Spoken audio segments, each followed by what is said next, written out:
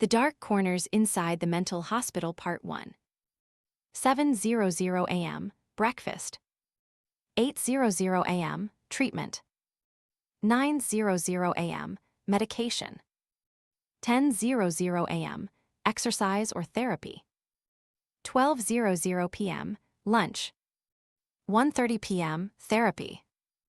3:00 p.m. Medication. 6:00 p.m. Dinner. 7:00 p.m. Treatment. 9:30 p.m. Lights out. Sounds like fun, doesn't it? This has been my daily schedule, repeated endlessly since I arrived here. It hardly ever changes, except for a few rare occasions.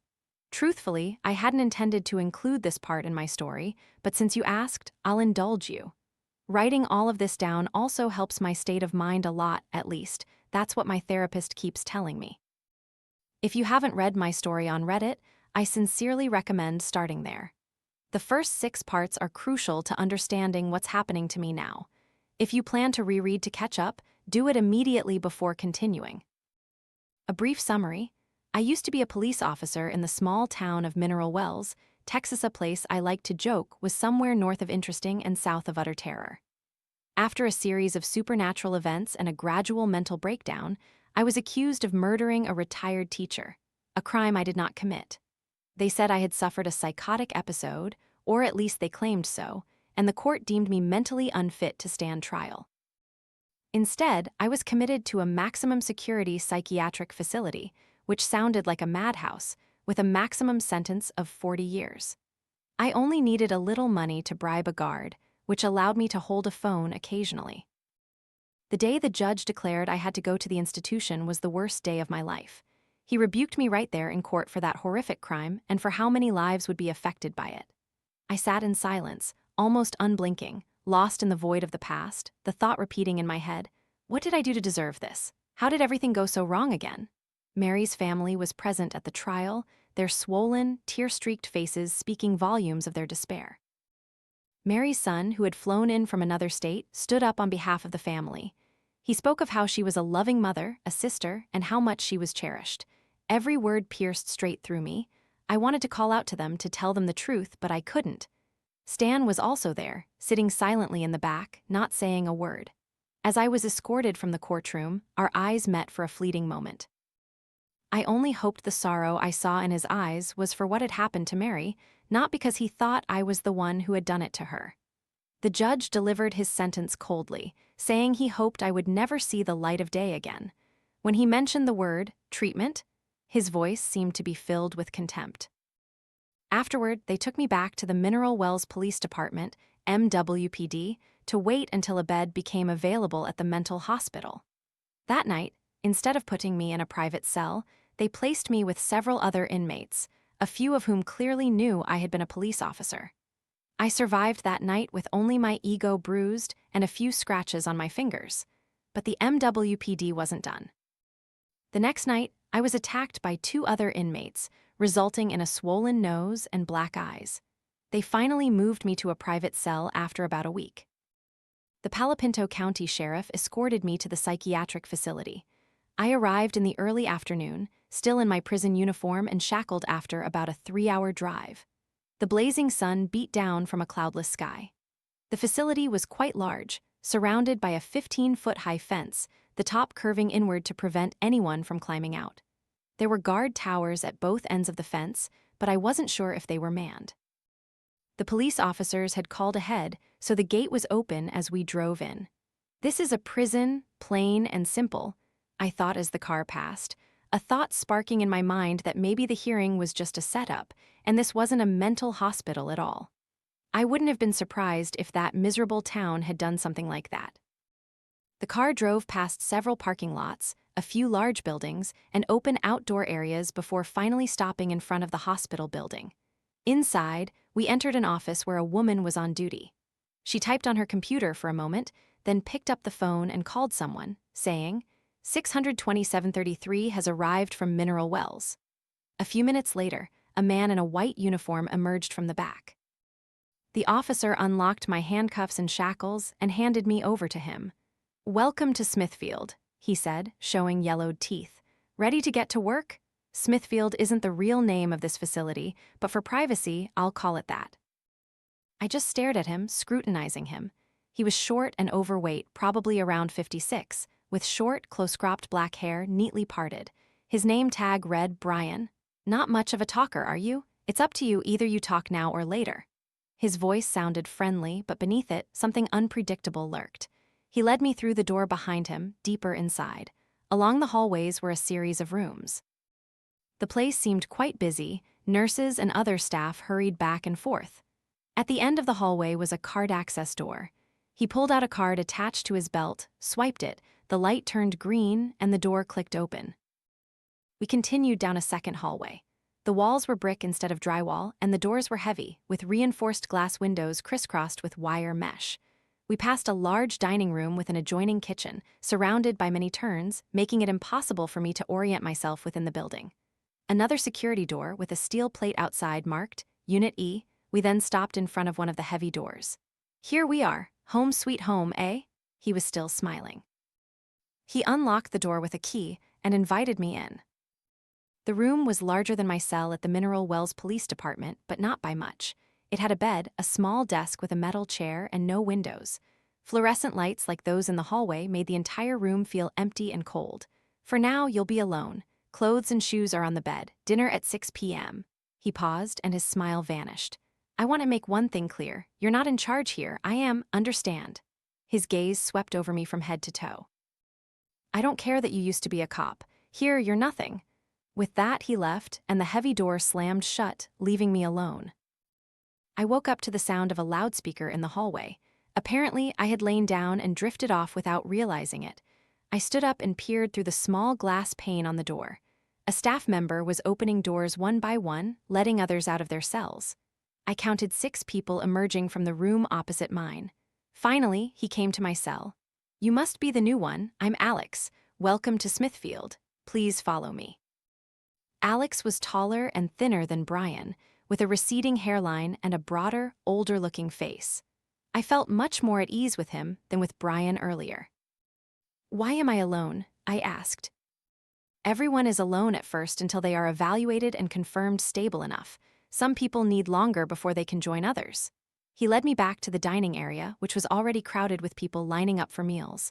I took a tray, went through the line, and got my portion. Chicken, lima beans, broccoli, and cornbread. I sat at a table by myself. The beans were ice cold, but I didn't care. At the next table, a patient was muttering something. The person sitting next to him grabbed a handful of beans from his tray and threw them at his head.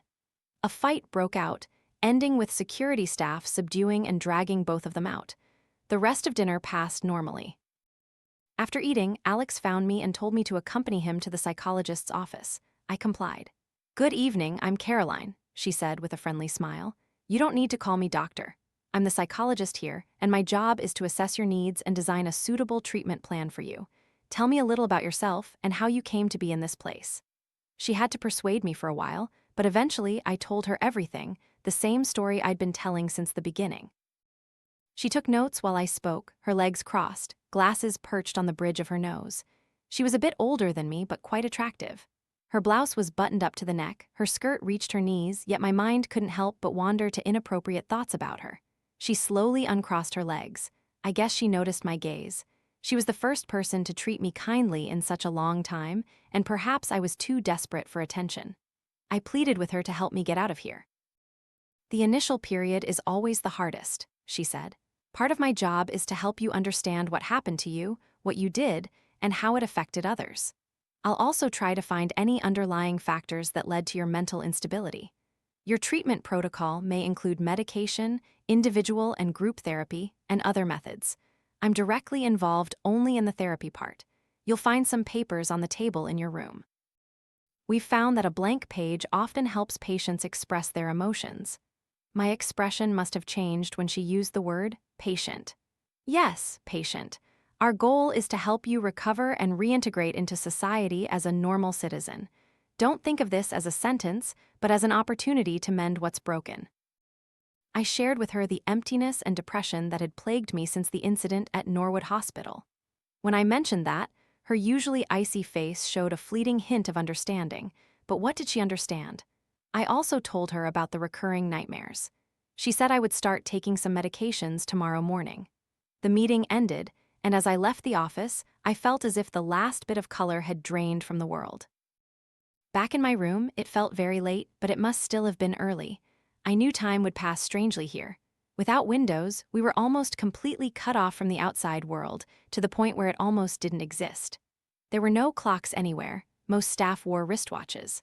I'd heard casinos don't put clocks on the gaming floor so people focus on gambling. Perhaps they did something similar here. Suddenly, my heart seemed to stop. I tiptoed to the door, pressing my ear against the glass. There was a scream. I strained to listen, moments of silence, then a horrifying scream, like someone pleading, then silence again. I backed away from the door, finally realizing the truth. Was that the treatment Dr. Caroline had mentioned? My God, what is this place?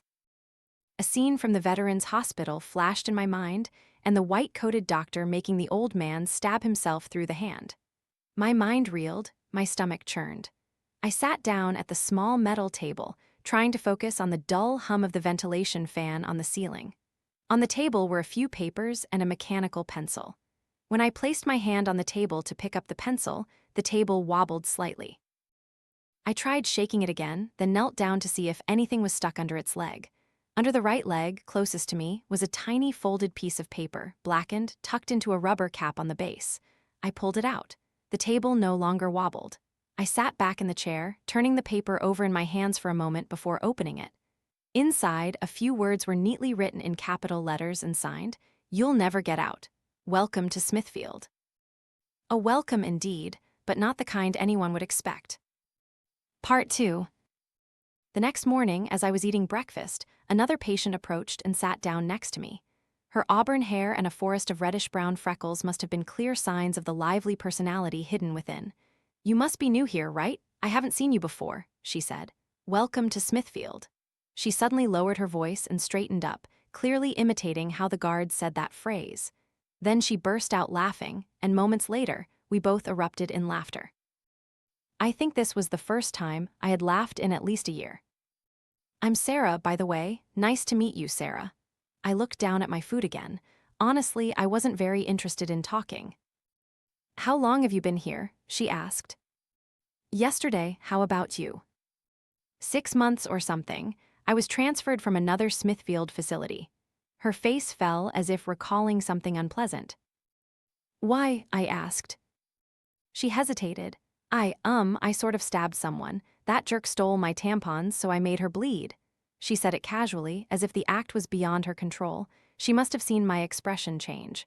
"I'm bipolar," she said, "with ADHD and other stuff, but don't worry, I'm usually harmless. Just don't do anything stupid to piss me off." I looked for a smile on her face, but there wasn't one. "Where are you from?" She drew out "you," making it sound hollow. "I'm from Mineral Wells, Texas." She suddenly reached out and placed her hand on my arm. I noticed her 2 fingers were bruised black. "Mineral Wells?" Her voice trembled. "Oh my God, buddy." She looked around the room, then sat up straight, trying to act as if she hadn't been talking to me. "I used to be a cop," I continued. "They said I killed someone and dismembered them, but I didn't." Damn," she blurted out, her face buried in her plate. "I can't talk to you anymore. You'll never get out. Everyone knows that." A clang rang out, and we both flinched, looking up. Brian was standing at the end of the table, holding a truncheon. "Sarah, what have I told you about talking to new patients?" His voice was sugary sweet, as if he were talking to a child. "I didn't do anything, I swear, I didn't know." Her eyes widened in fear. She quickly placed both hands on her lap. Brian grabbed her hair and pulled her to her feet. Her food tray crashed to the floor, scattering food everywhere. He glanced at me. "Don't mind her. Sarah imagines things. She's trying to fix that, aren't you, Sarah?" Then he dragged her away from the table and out. I wouldn't see her again for at least a month. I looked around the room, but no one paid attention. All the other patients had their heads bowed, silently chewing. After breakfast, I met a nurse named Jamie. She looked older, probably in her late 50s, and seemed very kind. I followed her out of the building to another room that looked like a classroom. Tables were arranged in a circle. As I entered, I heard a patient speaking to the group. This was clearly a group therapy session, which happened almost every day. After school from 6th grade, a young girl was saying, her face tear-stained. The strange thing is, I still love him. It's horrible, isn't it? I always feel like it's my fault, as if I was too lovable or something about me attracted him. The facilitator handed her a tissue box. How does that make you feel? She asked gently. The girl sniffled. Dirty, broken. She burst into tears. I sat there pretending to listen, but my mind soon wandered to my own childhood. Thankfully, my past was nothing like the girl's. I had a wonderful family. My father had served in the military, my mother was a marketing director. They worked hard to provide everything my brother and I needed. We weren't rich, but we were loved. That's the only thing I can be grateful for, despite my current grim situation. Back in the main building after the group therapy session, Jamie led me to the nurse's station. The nurse inside the station handed me 3 small paper cups, each containing a pill. Jamie stepped inside the station and picked up my file. These are your medications, she explained. You'll take them every day at 9 a.m. and 3 p.m. Additionally, if needed for sleep disorders, you'll also receive sleeping pills in the evening. We'll check your mouth to ensure you swallow them. If you refuse or are caught holding the pills in your mouth, we'll inject them directly into your bloodstream. Trust me, you don't want that. What kind of medicine? I looked at the small pills suspiciously. She glanced through the file. A low-dose antipsychotic, a benzodiazepine sedative, and the other, she flipped the page, is a tricyclic antidepressant. It will also help you sleep better. Initially, you'll feel drowsy and experience some other side effects, but you'll get used to it.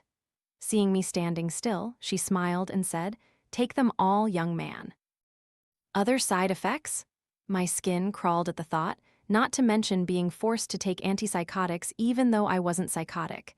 But truthfully, I was starting to want to try other medications if they helped me sleep or forget. I would even be grateful. Finally, I swallowed everything. The file says you spoke with Sarah this morning at breakfast. Don't mind her. It's best if you stay away from her as much as possible. She's a young girl with a lot of issues.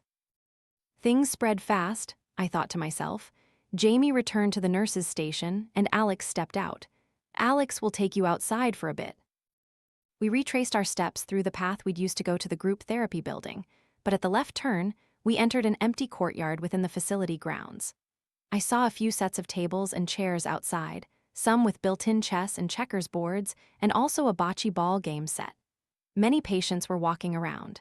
This is the outdoor recreation area.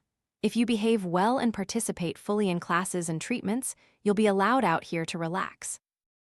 If you cause trouble or harm other patients, you'll lose your outdoor privileges, perhaps for months.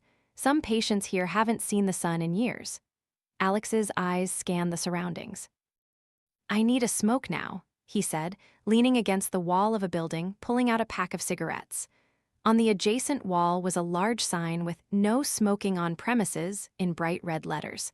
You're not going to bust me, are you? He joked as I approached. So, how long have you been here? I asked. 10 years this fall. He looked up at the cloudless sky. Smithfield has been pretty good to me. It's stable now, the pay's decent. A lot of people here genuinely care about the patients and their well-being. I wasn't sure if I could trust Alex, but I was willing to try. I wanted to know as much as possible about Smithfield, and he seemed like someone I needed to befriend here. What about Brian? He frowned. After years of dealing with psychotic murderers, some people start to develop the same issues as the people they're caring for. Brian is one of them. There are a few others here like that. There's a lot of bad stuff happening that I don't want to get involved in. I was about to ask more, but he waved it off. You'll find out soon enough. We'll talk later. It's not safe out here. Someone's always watching. With that, he walked away to finish his cigarette. Suddenly, I felt intensely dizzy. The medication must have started to kick in. I found a shady spot under a tree and sat down, leaning against its trunk. It felt like a weight was pressing down on the top of my head, piercing through my skull to my brain.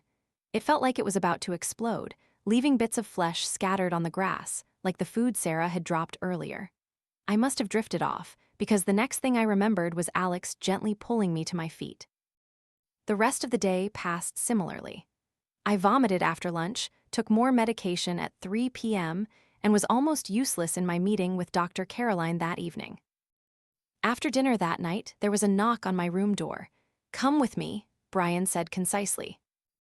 "Where are we going?" I asked, worried. He didn't answer. He grabbed my arm, pulling me into the hallway. For a moment, I thought about resisting, but then changed my mind. I was still reeling from the 3 p.m. medication, lacking the strength or will to fight. Brian wasn't particularly big, but he was larger than me and certainly could overpower me at this moment. We walked through a series of hallways, then through a card access door. A sign on it read, "Surgery." Along the hallway were many rooms, but their windows were all painted black. Finally, we stopped in front of a door. Brian knocked twice on the glass pane. The door opened from the inside. We entered. This room was wide and brightly lit, filled with machines, most of which I didn't recognize the purpose of. My eyes were jumping around at the time, so I squinted, looking down at the tiled floor. It was the same type of tile as the hallway, except for several scattered drains. "Good evening," a voice said. I looked up, dimly seeing 2 figures in white doctor's coats merging into one. "I'm Dr. Sommers." He was tall, pale-skinned, with close-cropped salt and pepper hair. There was something truly unusual about his face. He had eyes, a nose, and a mouth, but they didn't quite fit together, as if someone had assembled each part individually without considering the whole. The space between his upper lip and nose was too large, making his face seem longer than normal. One eye was icy blue, the other darker. He was unsettling, but not ugly. It was just that my eyes couldn't focus on his face for too long. After a brief look, I had to avert my gaze. The staff member in white who had opened the door closed it and stood beside the doctor. "Lie down there," he growled, revealing large, dazzlingly white teeth. When he parted his lips, the room lights reflected on them like mirrors. He looked familiar, but I couldn't remember where I had seen him before. Brian pulled me to a metal chair and made me sit down. Rough leather straps attached to the chair frame were tightened around my wrists and ankles. A fabric belt secured my back to the chair, then Brian reclined the chair backward. "I hope you're comfortable," Dr. Sommers said, walking around the chair. "My mission at Smithfield is simple. I want to cure people. They say mental institutions want patients to stay here forever, but that's both foolish and uneconomical. If we don't cure anyone, who would pay for their loved ones to come here? But curing isn't easy. It requires time, money, and creativity. Often, it requires unconventional methods, the kind that can't be published in the Sunday paper. But of course, we can't foolishly experiment with new methods on the governor's daughter, can we? That wouldn't do at all. If we make a mistake and someone dies, the consequences would be dire." He leaned close to the back of the chair, his upside-down face appearing even more grotesque. He smiled. "I say that so you understand you are making a great contribution to humanity. I hope you never forget that." "Why?" I managed to blurt out one word before a rubber bite block was shoved deep into my mouth, stopping everything. "If I vomit now, I'll choke to death." The thought immediately flashed through my mind. My heart pounded, but I tried to breathe slowly. Brian inserted an IV needle into my right arm while the other staff member attached a heart rate monitor. I heard the familiar beep-beep sound as the machine started. They also attached a few other wires to my head and chest. "One more second," I heard Dr. Sommers order. Brian opened a small cabinet near my feet and took out a syringe. "Just so you know, you might feel like you're drowning," he approached, leaning over me. "If you fight the feeling, it'll only get worse. I assure you, I'm not using a dose that would kill you. Not yet, at least. If you die now, we'll all have wasted our efforts, won't we?" Dr. Sommers inserted the syringe and slowly injected the liquid into my arm. I felt it course through my arm, cold and burning at the same time. I screamed through the bite block, knowing it was useless. As I surrendered, letting the substance take over, he leaned close to my ear and whispered, "You'll never get out." My body convulsed violently as the burning sensation reached my heart. I lost all control, my entire body thrashing and shaking as if on fire. My lungs felt tightly bound, and although my mind knew I was still breathing, my body screamed that I couldn't inhale air. I gasped for air again and again, my limbs thrashing wildly against the chair. I don't know how long the convulsions lasted until Dr. Sommers injected something else into the IV, stopping the spasms. The crushing pressure on my lungs gradually eased. He removed the bite block, and I immediately gasped for air, taking the deepest breaths possible. Sweat drenched my entire body. My wrists and ankles were chafed and bleeding, and my face was soaked with tears. "Good," Dr. Sommers said. One of the 2 staff members chuckled, saying, "How do you feel now compared to what happened just a few seconds ago?" Now I felt much better physically. The second injection had almost completely reversed the damage caused by the first. But I didn't say that. Instead, I gathered all the saliva in my mouth and spat it out as hard as I could. Instantly, a searing pain erupted in my left hand, and I screamed. Brian had brought his truncheon down so hard that it broke my ring finger and pinky finger. "That's not very nice," Dr. Sommers admonished, "but we'll make you comply one way or another. Not tonight, though. I just wanted to give you a taste of what's to come. Goodbye."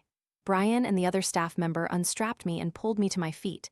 I couldn't stand on my own, so they practically dragged and carried me back to my room. They threw me onto the bed like a sack. I clutched my left hand in pain. They didn't even bother to bandage it. Brian left, but the other guy stayed. "You don't recognize me, do you?" He grinned, revealing huge teeth. "Should I?" I asked. "You should, though I look very different now. The doctor fixed me up." He reached into his pocket and pulled out a name tag, clipping it to his shirt. "Victor, see my face now, do you remember? You're the one who arrested me for trespassing when I had nowhere else to go. All you cops are the same, thinking you can do whatever you want without consequences. Well, screw you." I saw foam at the corners of his mouth. "Let's see who's the god now." Part 3. One morning, about a month after I began my confinement here, a young girl ambled into the dining hall. Her auburn hair was greasy, plastered to her head, her face blank. It was Sarah. She didn't even look my way, though to get her food tray, she had to pass my table. I could smell her from where I sat. Her clothes and hands were grimy with sweat. Clearly, she hadn't showered in a long time. Since Brian had dragged her screaming from the dining hall that day, I hadn't seen her appear once. I watched how she ate, fork to plate, to mouth, chewed 2 or 3 times, swallowed, took a sip of water, then repeated the exact same motions. She never lifted her eyes from her food. The girl with the fiery smile and reddish freckles was gone.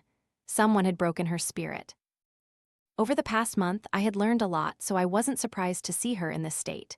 But for you to understand better, I need to go back to after Dr. Sommers injected me with the drugs. That morning, I wrestled with a crucial decision. My wrists and ankles were raw and bleeding, my chest bruised, and I was sure 2 of my fingers were broken. Even my soul was wounded.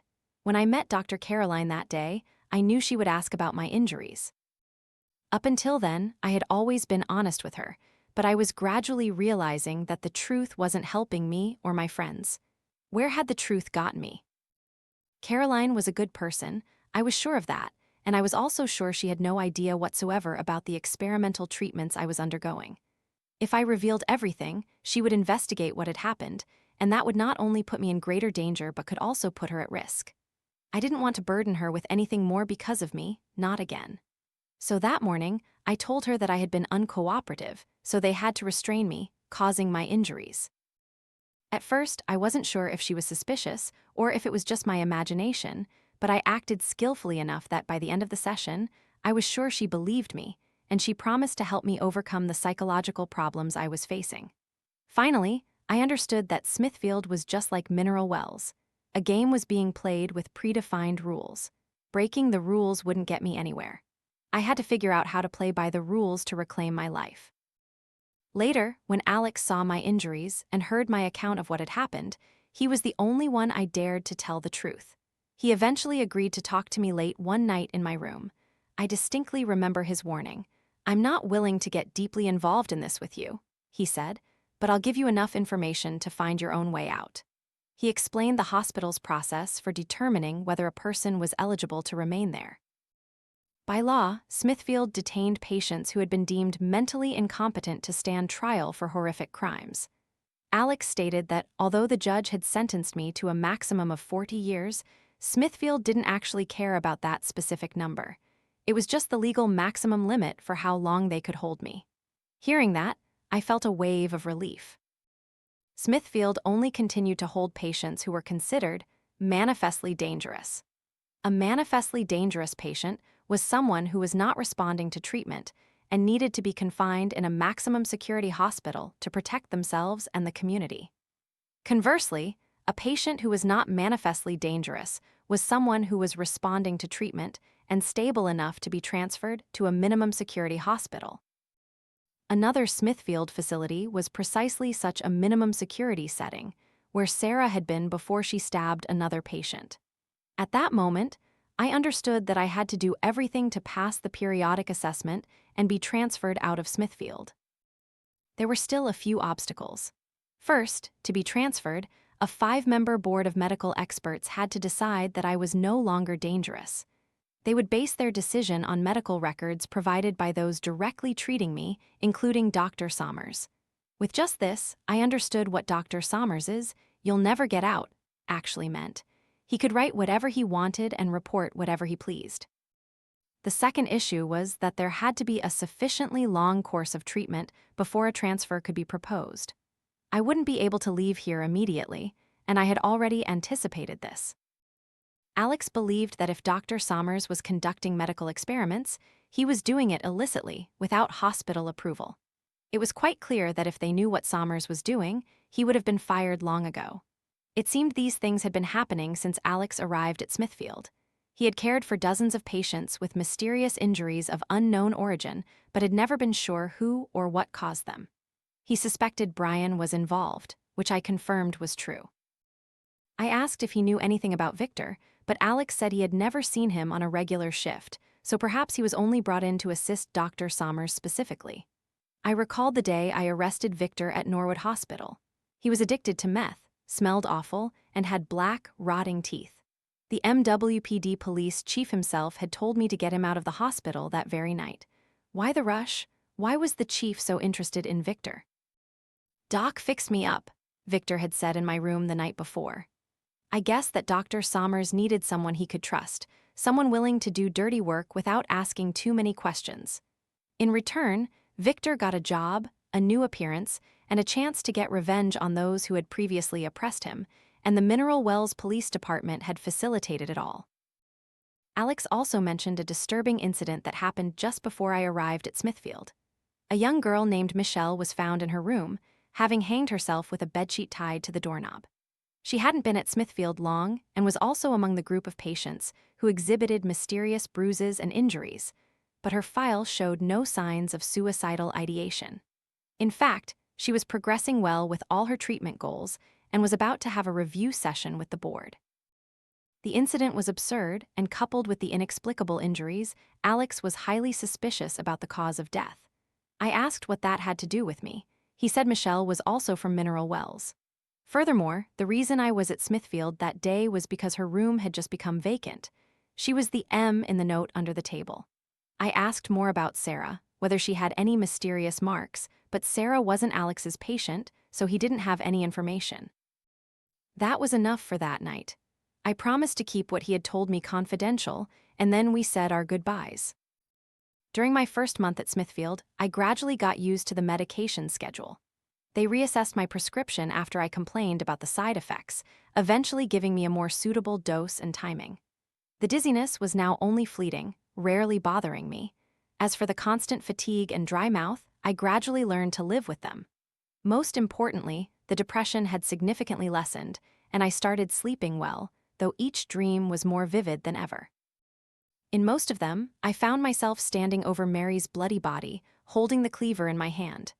I admit, some mornings I woke up unsure of what had truly happened that night. Had I really killed Mary?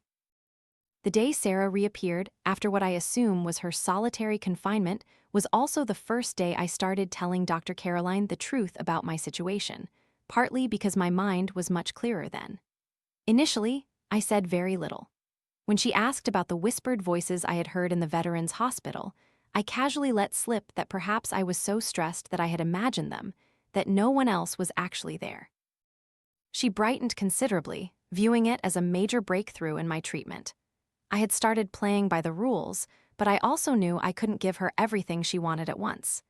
If I did a complete 180 and denied everything I had ever said, she wouldn't believe me, and all my efforts could even be ruined. No, I chose to proceed slowly, carefully. I also began to comply with Dr. Sommers.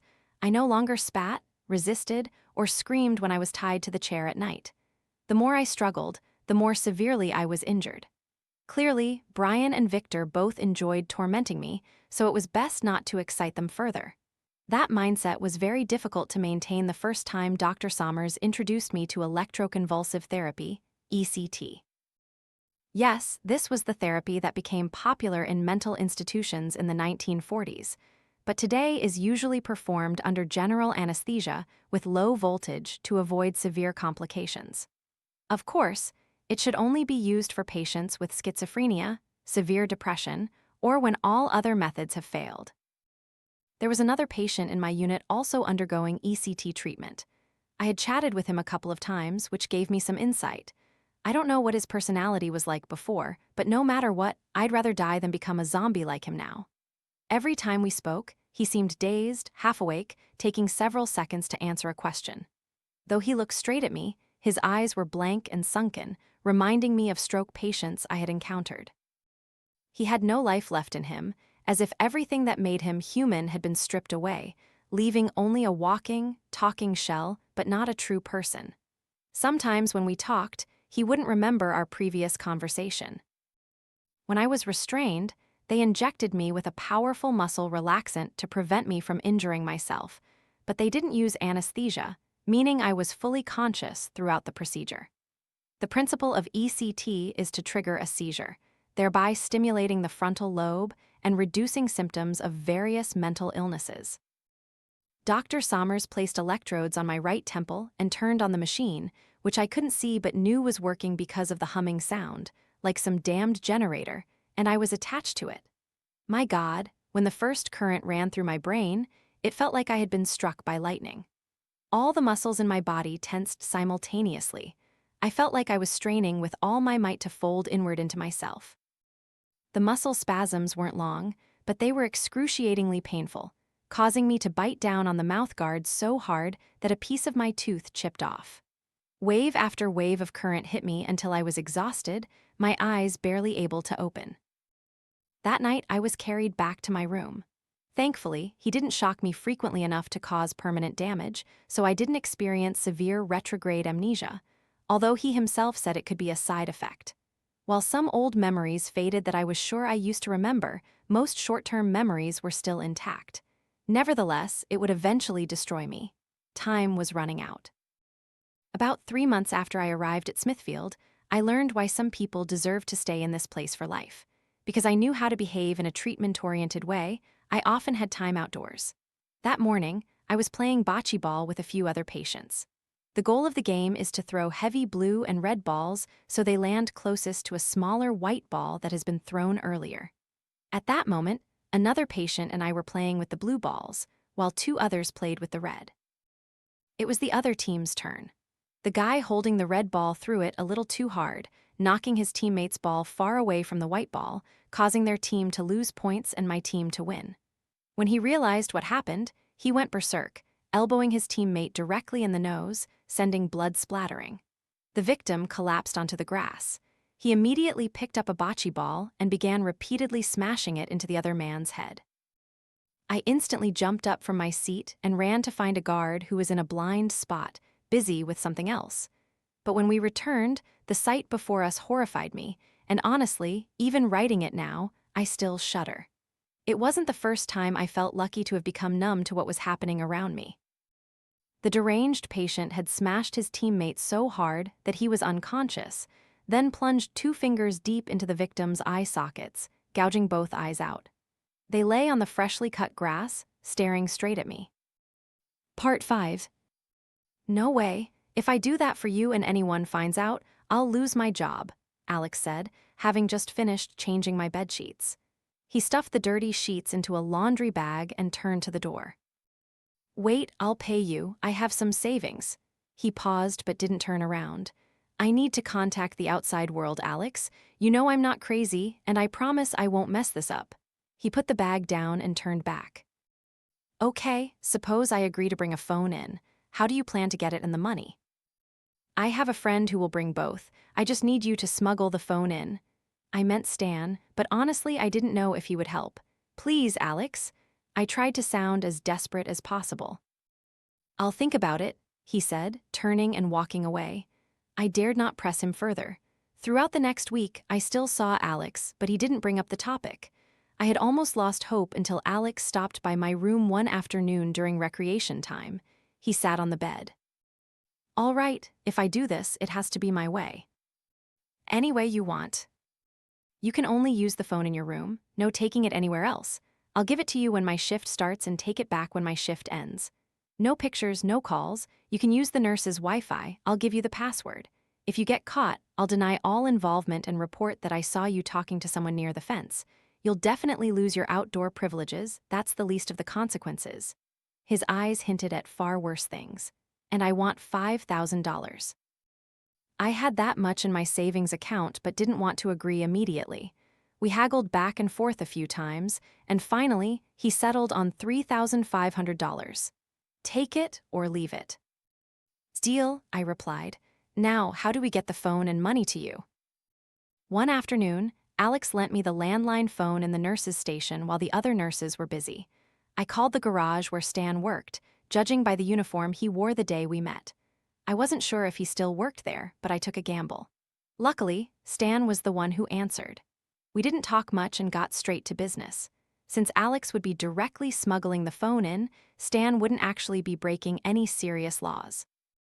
He also wanted to help me at all costs. He knew I didn't deserve to be in this place. The amount of money I promised wouldn't hurt him. He already knew where my apartment was. I just needed to tell him where I hid the spare key and the phone. When the Mineral Wells Police Department, MWPD, let me go home to get my belongings before interrogation, I had discreetly hidden my phone, wallet, and a few other valuables just in case. I made one more call to a friend who worked at a bank, allowing Stan to withdraw money on my behalf. Since my case hadn't made the news, almost no one really knew what had happened, and the teller didn't know anything either. Luckily, Stan needed 2 weeks to arrange everything and take time off for the long drive from Mineral Wells to here. I wished him luck. While waiting to distract myself from the stress, I poured myself into group therapy sessions and meetings with Dr. Caroline. I had been at Smithfield for about 4.5 months when I had my biggest breakthrough yet. Keep going, Dr. Caroline said, setting down her notepad and pulling her chair closer to me. She placed her hands in her lap, looking directly into my eyes, her full red lips pressed together, her gaze seemingly pleading for the truth. Tell me what happened. I must have killed her, I finally blurted out. I both knew it wasn't true and harbored a nascent suspicion that it might be. Either way, I was surprised to hear myself say it. I looked down at my feet. You're doing well, she said, placing her hand on mine as if to reassure me. The autopsy proved it couldn't have been Mary who did that to herself. She lost too much blood, I continued. But she was possessed, I screamed inwardly. There's also no evidence of anyone else breaking into the house. The only explanation is that I killed her, I just don't remember. What about the ghost woman? She leaned down to check her notes. Mariana, what about that? Demons only exist in children's stories and in the minds of the insane, I replied. They're not real. It was both a betrayal and a confession. My face showed it all.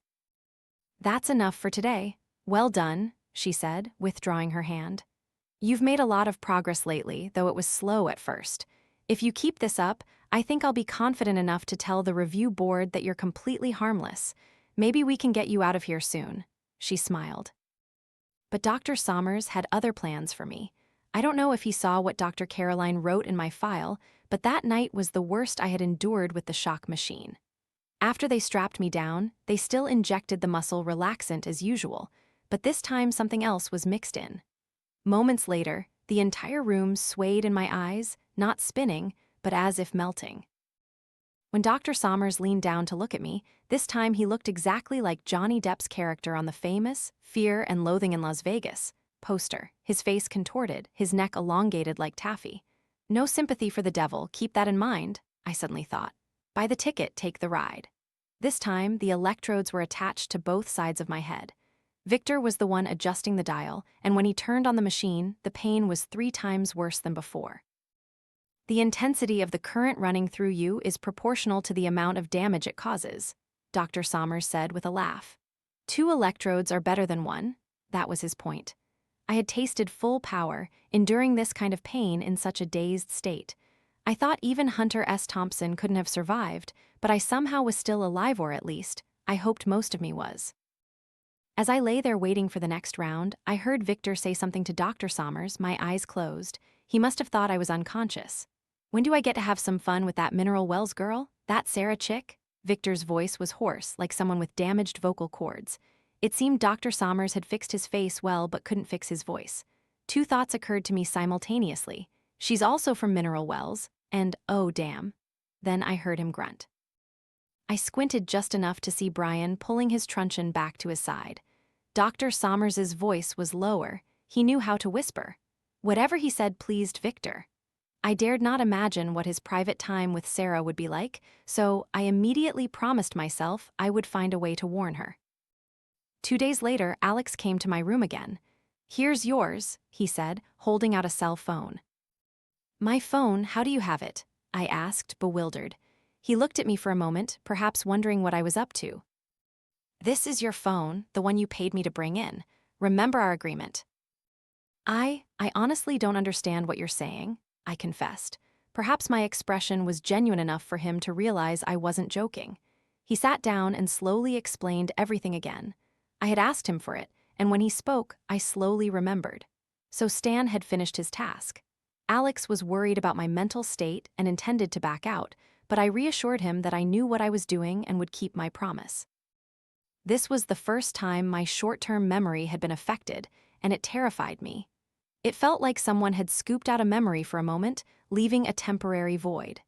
Now it had returned, but the thought that other things might have been erased sent shivers down my spine. The next morning, I saw Sarah at group therapy. Ever since I heard Victor mention her, I had been closely observing her to learn her daily routine. She ate breakfast with me, then we both went to the same group session, and then she went to a different unit for the rest of the day. I needed to see her to warn her about Victor, hoping he hadn't made his move yet. I didn't know Sarah well. In fact, I knew very little about her, but I wouldn't let that bastard touch her if I could help it. Just like 2 days ago, I walked behind her as she left the therapy session, keeping enough distance in the crowd so she wouldn't notice me. She walked out of the first building to the empty courtyard that separated it from the main hospital unit.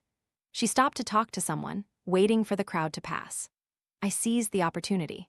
I snuck up behind her, covering her mouth with my left hand so she couldn't scream, and pulled her into a corner where both doors couldn't see us. She bit down hard, painfully, gripping the fleshy part of my palm. "Damn it," I yelled, forced to release her, then blocked the direction she wanted to run. "Are you crazy?" she yelled, pushing her disheveled hair from her face. There was still some fire in her, perhaps she wasn't completely broken yet. "We don't have much time, I'm trying to help you." "Help like last time? Talking to you got me thrown in solitary for a whole month." Her eyes were full of fear. "I don't want to go back there again." "Solitary, why?" I asked. "Oh my God, do I have to spell it out for you? You're from Mineral Wells and so am I and Michelle, the girl who committed suicide right before you got here. There are a few others too. I'm sure you've met Dr. Sommers." She took a step, raising her 2 arms close to her face, palms inward. It was then that I noticed the scars on her wrists. Probably her ankles too. There's some kind of deal going on here, and he doesn't like us talking to each other. My God, I thought, it's like the old Ming case again. But I didn't have time to explain further. I'd figure that out later. "Sarah, listen, I overheard Victor and Dr. Sommers talking. It sounds like he promised Victor some private time with you. He wants you. You need to be careful of that pervert." "Just try me, I'll be ready," she said, slipping past me. "Stay away from me." "Sarah, wait." I tried to grab her arm, but she quickly walked away. I guess she would have to deal with Victor on her own. The discovery of the connection between Smithfield and the patients from Mineral Wells was one of the reasons that motivated me to document everything. I wanted to tell my true story to anyone who would listen before I no longer believed it myself, or before those memories were erased from my mind. At the same time, going public like this was difficult. I might have to admit that I was posting from a mental institution, and no one would believe me. But one event made me unable to postpone it any longer. That day, I was watching the news on TV in the common room when a news report came on about a death in Mineral Wells. It involved meth use, but the information given made me suddenly think, am I the only one who finds this strange? It reminded me of a similar incident that had happened years ago, not the one I was involved in, when a man found his mother's body in a freezer in his garage. The medical examiner concluded she died of methamphetamine intoxication and hypothermia. Stranger still, the investigation showed she had climbed into the freezer herself. Was she so high she thought the freezer was a great place to lie down, or did someone or something induce her? At the trial for her husband, accused of providing meth to his wife, indirectly causing her death, he was the one who injected her. He testified that she had a history of bipolar disorder and schizophrenia. Exactly. She was precisely the type of person easily possessed or manipulated by spirits. The curse of Mineral Wells had claimed another victim. Actually, two victims. Her husband was sentenced to 2 years in prison for his involvement in her death. He's probably still serving his time. I had been so engrossed in battling the treatments and confessing to Dr. Caroline that I had almost forgotten that people in Mineral Wells were still dying tragically, and no one was doing anything to stop it. Even if I couldn't get out, I had to do something. That's when I turned to the No Sleep Forum. It was the only place I believed my story might have a chance of being believed. On April 27, 2016, almost exactly 6 months since my first day at Smithfield, I posted my first entry. I didn't expect it to be so well received, and I was truly grateful. I needed to unburden myself, but more importantly, people needed to hear it.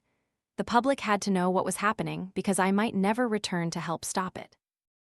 You see, the day I started posting was also when I was eagerly anticipating an event, the review board hearing, scheduled for the following Friday, May 6, 2016.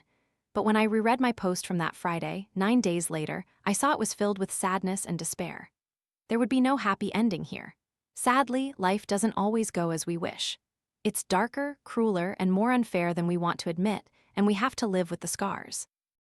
There will be no justice for Mary, for the children, or for any victims in Mineral Wells, Texas, and certainly no justice for me. I apologize for writing such a short and melancholic post that day. All my hopes were shattered that very day. I hope you understand. That was the day the review board concluded I was manifestly dangerous and had to continue treatment in Smithfield's maximum security unit. Final part. 14 days ago, I sat down with Dr. Caroline to hear the news. My heart pounded so hard that if she had said she could hear it, I probably would have believed her. The review board met this morning, she said, her eyes cast down at her notepad. Usually, she looked directly into my eyes when we talked. I had always loved that about her, so I immediately knew something was wrong. They reviewed the evidence from all the medical professionals involved in your care. Susan, who handles group therapy, wrote a very good assessment for you. All the nurses' notes were positive. As you know, I fought very hard for you to be transferred to our minimum security facility, emphasizing your willingness to take responsibility for your actions and the excellent progress you've made since I began your treatment. But, she hesitated, Dr. Sommers, he still believes you are too dangerous to be treated in a minimum security hospital. He cited a series of incidents that occurred during your treatments. I'm sorry. My entire body went cold, a chill running from head to toe, but I didn't know what to say. I know 2 members of the review board. I'll try to appeal for you. This doesn't happen often, but since all the other reports are positive, there might still be hope. Please don't give up. Even if the appeal is denied, we can resubmit your case later. I nodded. Later? Yes, we'll do that. I'm so sorry. I felt like everything was crumbling. Even though I had learned and followed the rules of the game, I still lost because the game was inherently rigged against me. It always had been. I realized that if I didn't get out soon, I might never keep my sanity. I had to find a way to stop the electroshock therapy before it completely destroyed me. Many scenarios flashed through my mind, including the prospect of coldly killing Dr. Sommers and Victor. I had never done anything like that, never even thought about it. I was a cop, for crying out loud, but I was running out of options. I hastily posted an entry on No Sleep and told myself that it was all meaningless. I wouldn't write anything more. I gradually retreated into myself. For the next few days, I didn't eat or sleep. The deep depression returned, reigniting the nightmares at night. I dreamed of 4 walls closing in, electrifying, then woke up with bloody fingers, my fingernails torn down to the quick from scratching the walls, trying to escape the room. I did everything in the hospital like a machine, while the person who once lived that life seemed to have vanished. 4 days after the board session, I was eating dinner in the dining hall when the hospital alarm sounded. This was the first time I had heard this alarm. A voice echoed over the loudspeaker, warning of Code 11. The facility is on lockdown. Everyone, please remain in place. Security team to Unit E, the women's unit. Unit E? I thought. I abandoned my food tray and rushed out of the room, running down the hallway towards where Unit E connected to the main building.